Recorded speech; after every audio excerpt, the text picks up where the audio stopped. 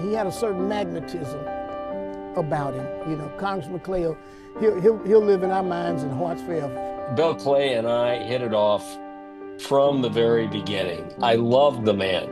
He may have been the smartest politician I've ever known. The congressman, he had an aura about him that made anyone want to commit and listen to what he's saying. He really stood out, not just fighting for people here, but the way he networked and built relationships in Washington.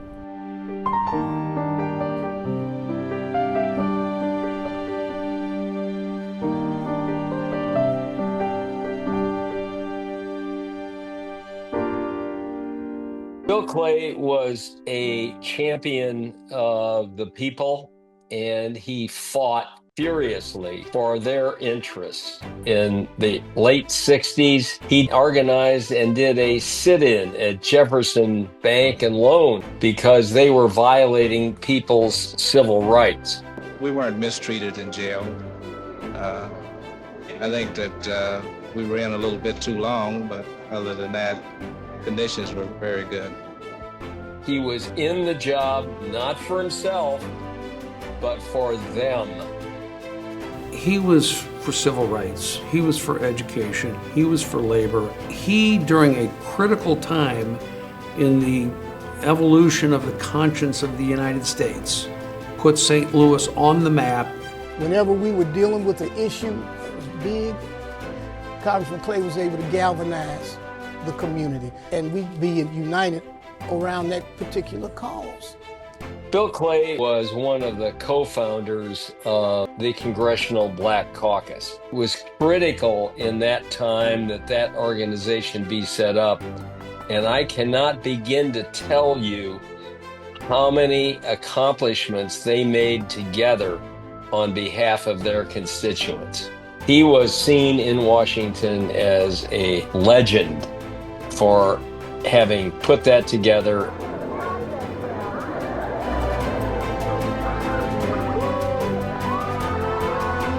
Family and medical leave was a law that said that companies had to give people a certain amount of time for having babies and other needs. I'd like to now call to the microphone a man who had a lot to do with this legislation, my neighbor, Congressman Bill Clay from Missouri.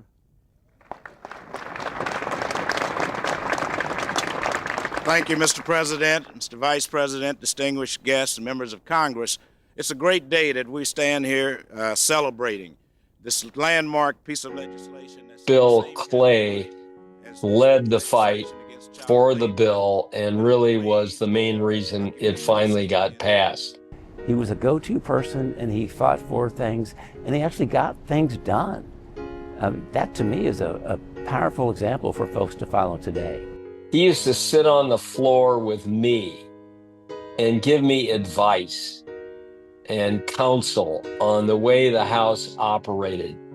Who was who, what was what, how you get a bill on the floor, how you get something done.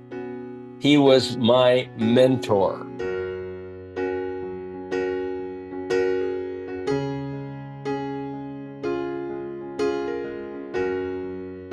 Congressman, he was relentless in his fight for equality and access. I'm Dwayne Butler, the current CEO of Betty Jean Kerr People's Health Centers, and my mom was Betty Jean Kerr. My mother felt, because you breathe, you deserve health care. Congressman Clay and my mother and Miss Clay were charged at the hip in that they were focused on bringing services to our community. And what you find now is you have Betty Jean Kerr People's Health Centers.